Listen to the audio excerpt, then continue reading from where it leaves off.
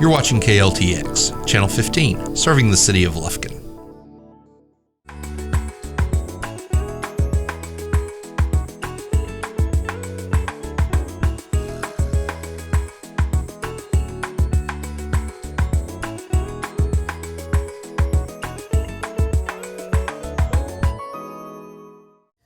Welcome to Memorial Cooking Innovations. I'm Leanne Anderson, registered dietitian and nutritionist, and today our guest joining us again is Adriana Arnold. Thank you for having me, Leanne. Well, you're welcome. We're glad to have you back.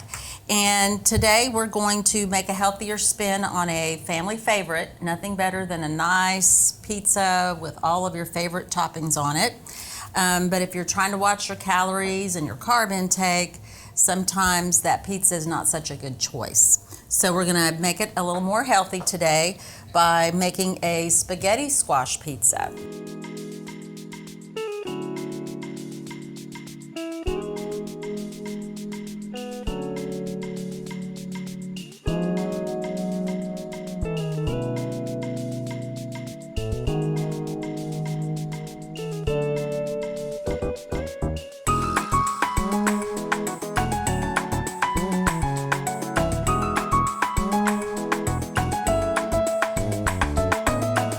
So the spaghetti squash is going to be our base instead of a crust.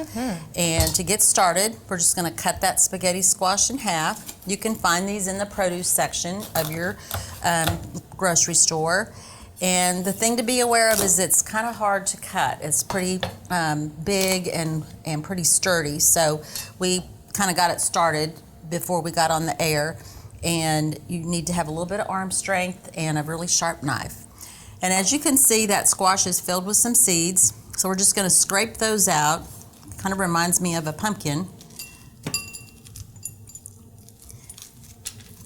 And then we're going to roast these in the oven. You can also cook them in the microwave. You can just use a microwave dish and add a little water and microwave it about 10 minutes until it's soft and tender. We're going to roast it though, just because it gives it a little bit more added flavor. So what we'll do is heat the oven to 400. We're just going to add a little olive oil to the pan. There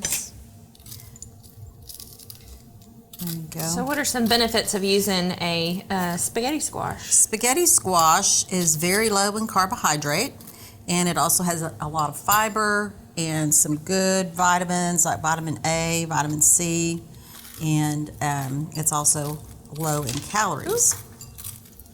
So we're gonna take this and just kind of roll this around in the olive oil, get a few of those extra seeds out of there. And then we're going to cook these face down.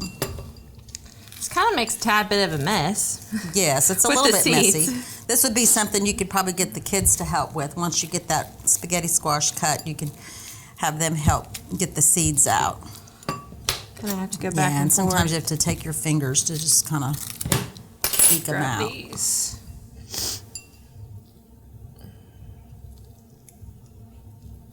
Okay. Roll this one around. Of course, you want to make sure you wash your hands anytime before you start cooking, and wash the produce well before you work with it.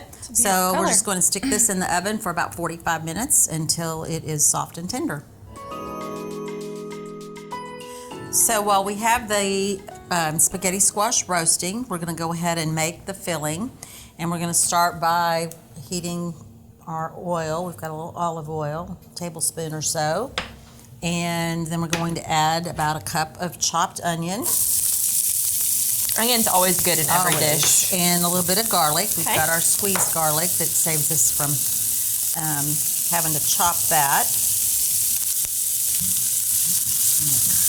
Cook this. Seems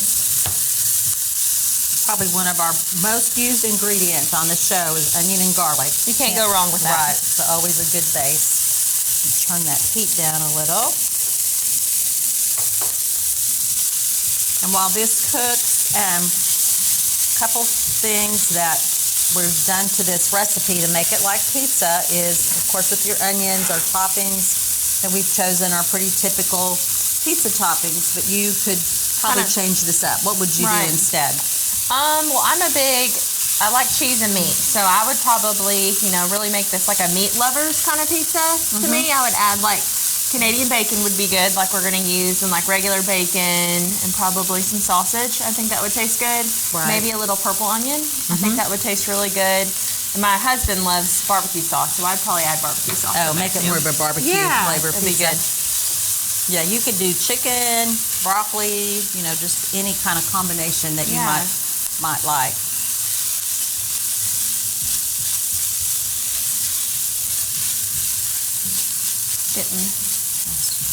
Heating up Nice really and well. cooked. Yeah.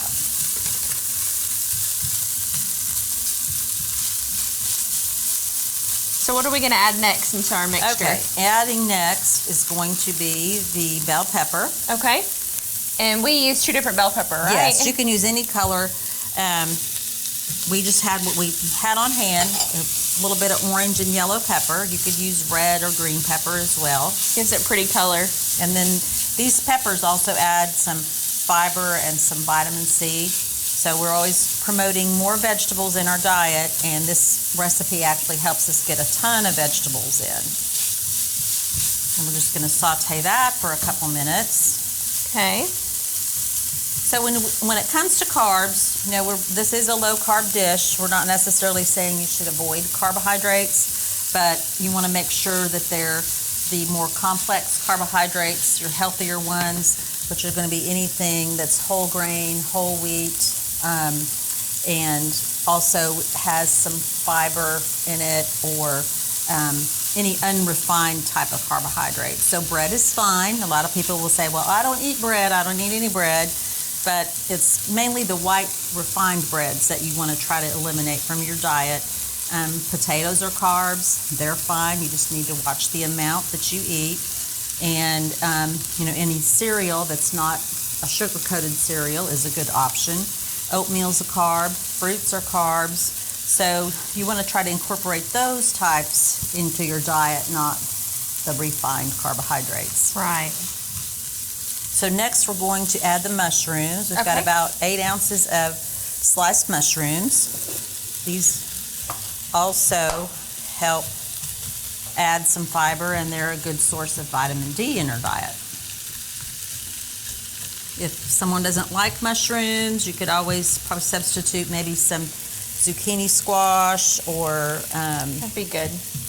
yellow squash, any other type of vegetable.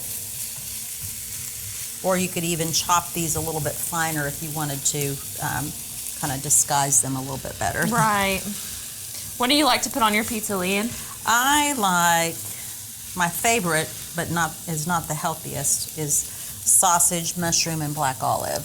That sounds But good. I also like Canadian bacon with pineapple and red onion.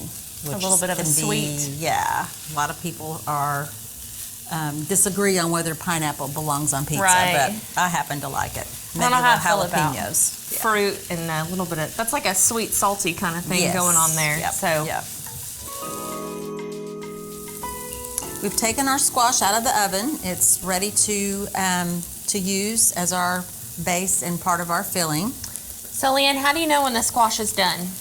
A good way to initially tell is just take a knife and poke it through the back of the squash, and if it goes in easily, it's done. Okay. And you can see when you flip it over, it's got a little bit of browning around the edges and a little Right. bit caramelized. That's why we did that instead of microwaving, because you wouldn't get that kind of flavor from that.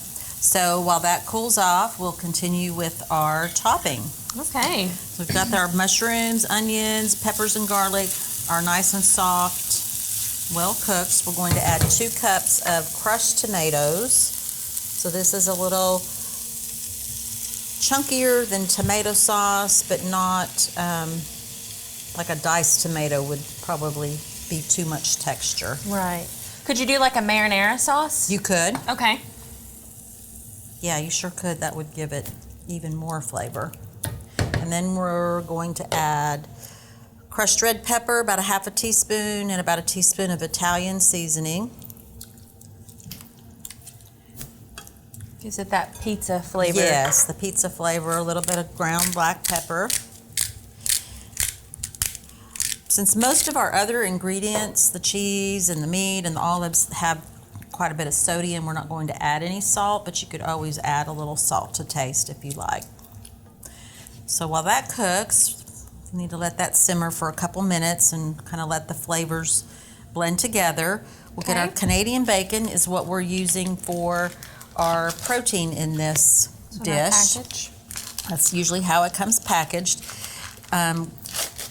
This is a very lean type of meat, so it doesn't add a lot of fat or saturated fat to the recipe, like some of your other pizza toppings, like the pepperoni or sausage and that sort of thing. So you can always use those, but if you're trying to cut the calories, it's wise to use a leaner Canadian bacon. And that is made from pork loin. I'm just cutting those into some little wedges.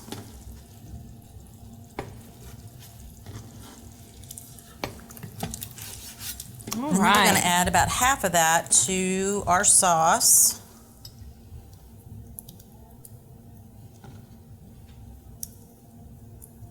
Okay. Stir all that together, and we're just going to set that aside. Just turn the burner off. And we're ready to shred the spaghetti squash. All right. And the best way to do that is with a fork and just kind of rake it through and put it into the bowl. We want to make sure we leave enough of the shell intact to hold the filling. Oh, that's perfect. You think that's enough, or I would a little bit more? Maybe a little bit more. So it looks a lot like spaghetti. This would be something too that if you have kids at home that could help with this, would be kind of fun for them to do that. A lot of times if you can involve your kids in cooking, they'll be more interested in trying new foods and trying new things. Okay. I think that one looks good. That looks good. There's the other one. Okay. It is a little slippery, so. Yeah, with the oil on it. Oh, it's shredding perfectly. Smells good too. Yes. It's a kind of a rich, buttery aroma and flavor, so it doesn't look like your typical cooked squash necessarily. You can also use spaghetti squash like this and just make a spaghetti and meat sauce, or any type of a dish that uses noodles or pasta, and you're saving all those carbohydrates. Okay, while you finish that, I'm going to add a couple tablespoons of Parmesan cheese to this sauce.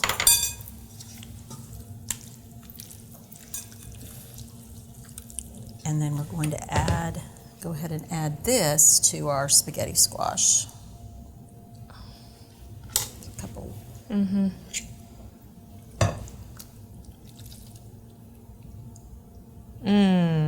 Smells really good. Well, there's a few. And get that out. There we go. Leave any Canadian bacon behind. Oh no.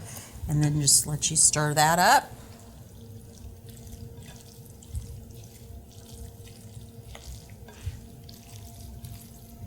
I'm just going to mix that together well. It smells really good. Yes. Yeah, some broccoli in here would be good. Yeah, Bring give some it a bright little more color. Or if you like green pepper, you could use that instead of the other. Make it a little spicier. Okay, that looks good. So we're going to stuff half of that now, and then we're going to put the other half, add some black olives, because not everyone is real fond of black olives, right? Yes. I'm just going to scoop that in there.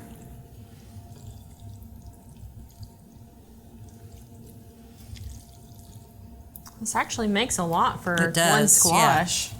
So this actually serves 4 people, at least. It probably would serve a little bit more, depending on your appetite. So let's add the black olives. We're not going to add all of these. Let's mix them in there. There, that's probably good. And black olives are actually a healthy fat. They have a little bit of sodium, but they have some monounsaturated fat, so they're actually a good addition to the recipe.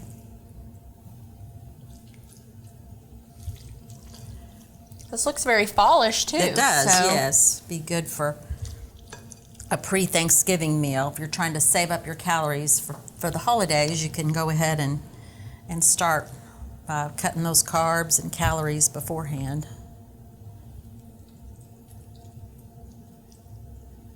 Okay. Put just a hair more on top. Quite a bit. There we go. All right, and then we're going to top this with some cheese. It's about 2 cups, so it uses about a cup per squash. I'm going to add some more Canadian bacon on top. Yeah, and then we'll put some Canadian bacon on top so it looks like a real pizza. And so once we get this all ready to go, we're going to throw it in the oven at about 450 and cook it for about 15 to 20 minutes until that cheese is nice and melted and the Canadian bacon gets kind of browned, and just to have all that ooey gooey pizza goodness. So Lynn, while our pizza's cooking in the oven, what are we going to serve with it? We are going to make a classic Caesar salad from scratch. Okay.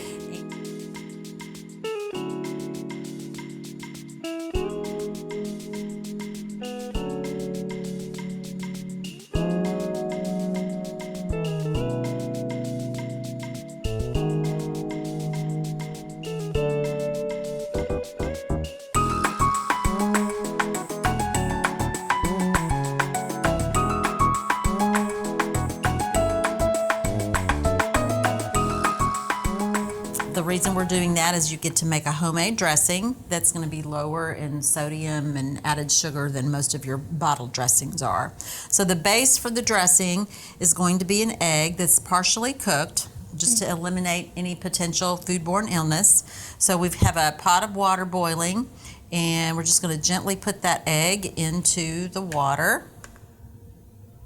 Do we keep it inside? No, just kind of roll it out. We just don't want it to crack.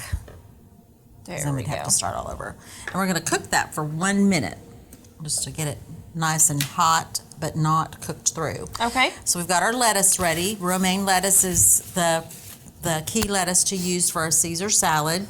And we just washed the leaves and cut the end off of the stem, and then put them in the refrigerator on paper towels, and paper towels on top, and that helps get the lettuce nice and crisp and cold and not have a lot of excess moisture on it. Okay. So this egg should be done here in just a second. Roll it around. And you said this eliminates any foodborne illness? Yes, because eggs can potentially have salmonella, which is a common foodborne illness. So the other part of the dressing is going to be a couple tablespoons of olive oil.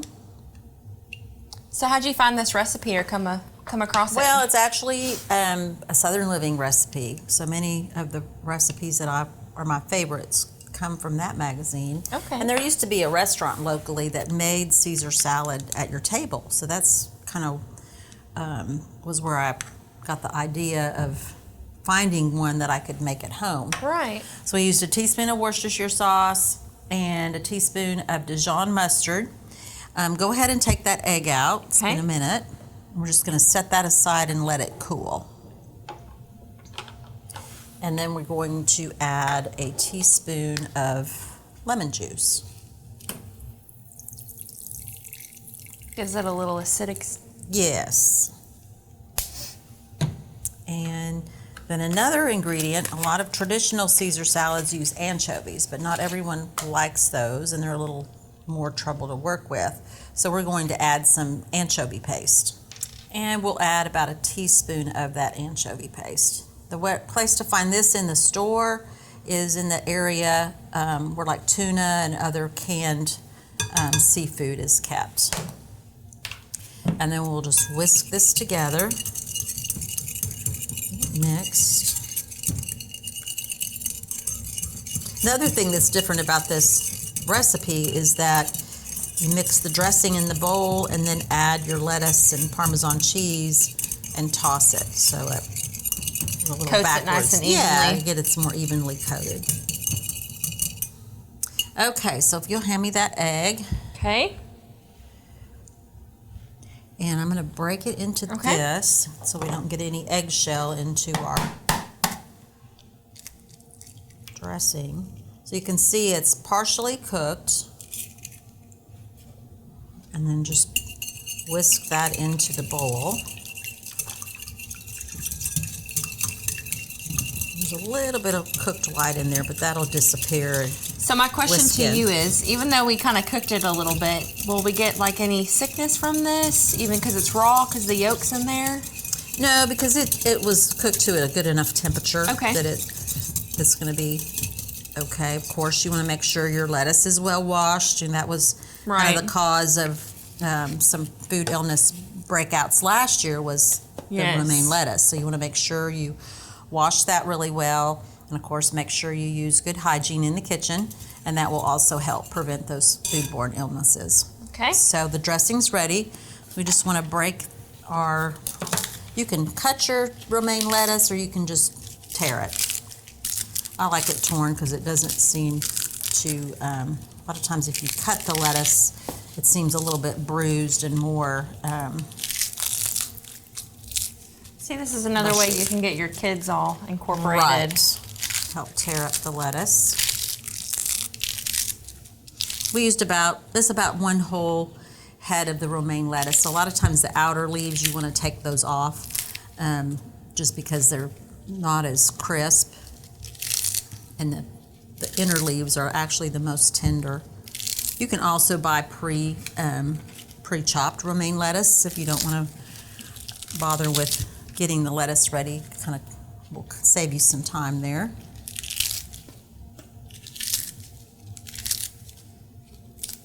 And then we're going to add 1/2 cup of grated Parmesan cheese, not the dry kind that you a lot of times put on pizza, but the fresh grated.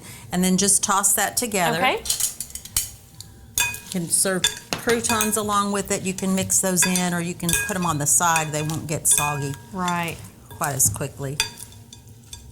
Well, this is going to be lovely with our pizza. Yeah. And then we're just going to add some fresh cracked pepper to that.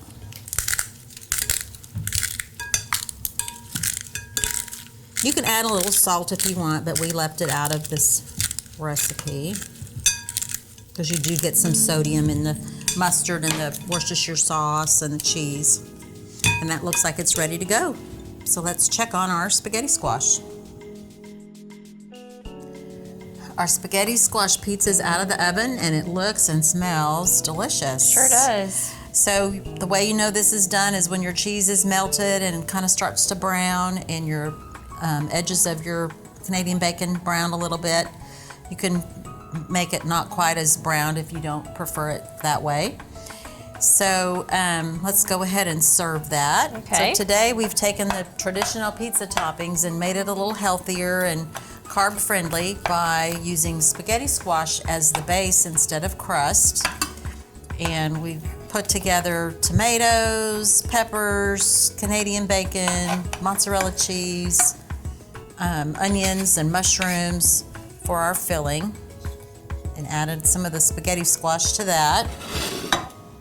And then our traditional Caesar salad as a side.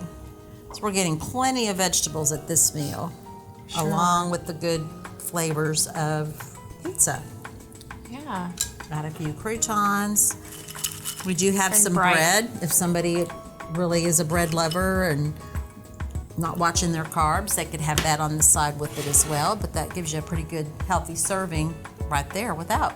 Looks amazing. Great. Well, thank you for having me today. I really enjoyed today's recipe. Good. Well, I'm so glad you joined us once again as we try to change the world one bite at a time.